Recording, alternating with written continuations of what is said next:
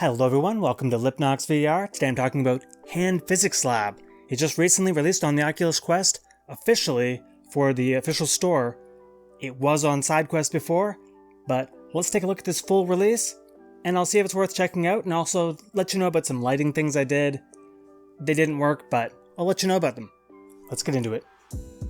So, Hand Physics Lab. I have been so interested in hand tracking stuff, so this is one of those apps that has been pretty much the hype app for hand tracking, and it was on SideQuest, so it's had a long life, and I have tried it prior to this newer release, but I didn't play too much time with it. It's a little bit confusing with how some of these puzzles and everything work, and I kind of just wanted more of a sandbox thing. There is a sandbox in this, you gotta unlock it, but I just want to go in and sort of tell you guys my thoughts with this, because I feel like some people are going to love this and some people are not going to love this. Because I messed around, did black lighting, IR illuminator, I had all these other lights, and I pretty much figured it out to the point where it's sort of like, you can add more lights, but it really comes down to just sort of having things on the wall and making sure the contrast is good, so sort of surrounding your things and random objects seems to work really well at fixing the tracking. But basically for the game itself, it's never going to be perfect. It's never going to be perfect. You can do whatever you want, but the Oculus Quest 2 or 1, they're not capable of perfection, and admittedly, some of the way the physics work in this game, honestly, controller or hands, just sometimes don't feel very good and feel a little bit janky. It's fun to play with though, and I think that's what it comes down to, and I think the puzzles themselves are sort of you going around the challenges of hand tracking, and that sort of is what it makes it fun. And I mean, you can play all of the challenges with the controllers or with your hands. So the ones that don't work so well with the controllers, you can just go around and basically skip. So you can do the drawing, and the drawing works really, really well. There's sort of picking up blocks, puzzles, and things like that, and that seems to work relatively well. Sometimes turning doesn't work so well. The climbing works really well. I really like the climbing. I think this is a very good indication that if you wanted to make this kind of game with full hand tracking, it works.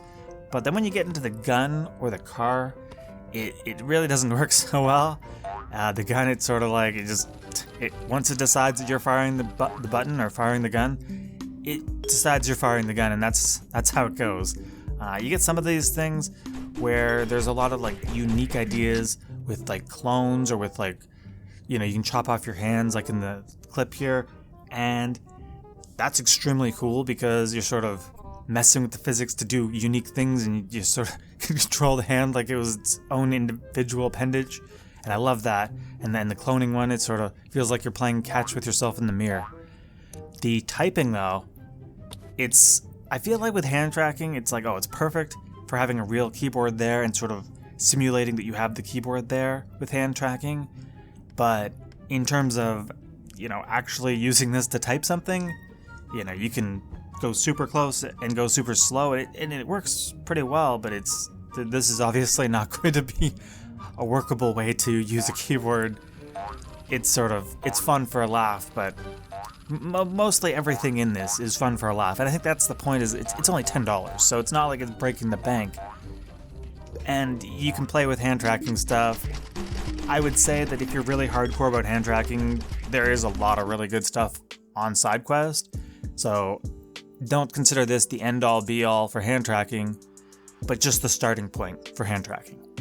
Sort of showcases a lot of cool ideas, and you can mess with it. You can sort of figure out little tricks with how you're using the hand tracking to make everything work. But like I said, going back to it, it's never gonna work perfectly. One thing that I do feel like for future hand tracking applications, and I know this game has a huge roadmap that looks really good, and I'm excited to see those updates come.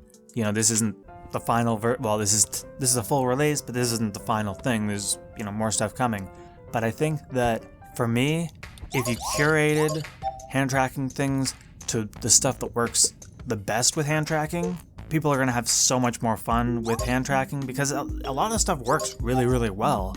It's just kind of, you try to get too intense about it, it doesn't work so well. Like the untangling things one, so good. I love this.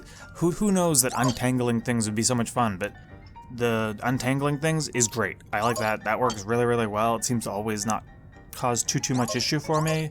And the whole pain in the eggs, you know, you put it up and you put your finger and it works. It's, you know, it's not the most complex gameplay elements, but it works. And that's the point to me with hand tracking, is that I don't need you to go all full-blown, you know, VR game.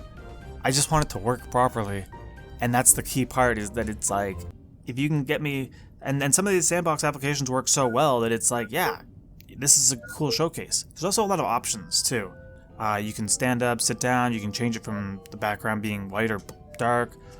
You can do these like weird third-person hands thing, which that is too intense for me. You know, main hand being right or left, because you have this options thing on your left hand that you can quickly bring up, and it seems to be extremely easy to bring this options menu up. Like, it very rarely screws up. Like when I'm showing footage here, I'm not really like, I obviously cut the footage to make it more exciting, but I'm not really like cutting out things that aren't working, because the reality is most of the stuff does work. It just has a sort of jankiness to it. This one here where you're like doing the telekinesis thing, I found that when you use the controller, it's like so crazy good. And when you try to like move forward and backwards with it using the hand tracking, it has questionable results. And then the whole allure of the game in a way is sort of building up to that final puzzle so you can pet the cat. Silly, but hey, I got a cat at home, I got a dog at home, I can pet them. It's a whole lot better to pet them, by the way. But I think that's kind of the joke of the game, where it's like, you gotta work towards that point, and there's eggs hidden, and it sort of has individual achievements for each different way you could be playing the hand tracking. So there's a lot of depth in the whole experience. In terms of how much time you can spend playing it, I played a lot of time trying to get everything to work right. So I've had a lot of fun with this, but at the same time I've had a lot of frustration. What's my summary on this? I would say, if you're super interested in hand tracking, totally get this. This is definitely worth it. But if you don't like being frustrated, because these are not going to work 100%, no matter what you do, they're not going to work 100%. So if you can accept they're not going to work 100% and have fun for $10, buy it. If you cannot accept that and you're going to get mad when this stuff doesn't work, stay away from this, because it will not work sometimes.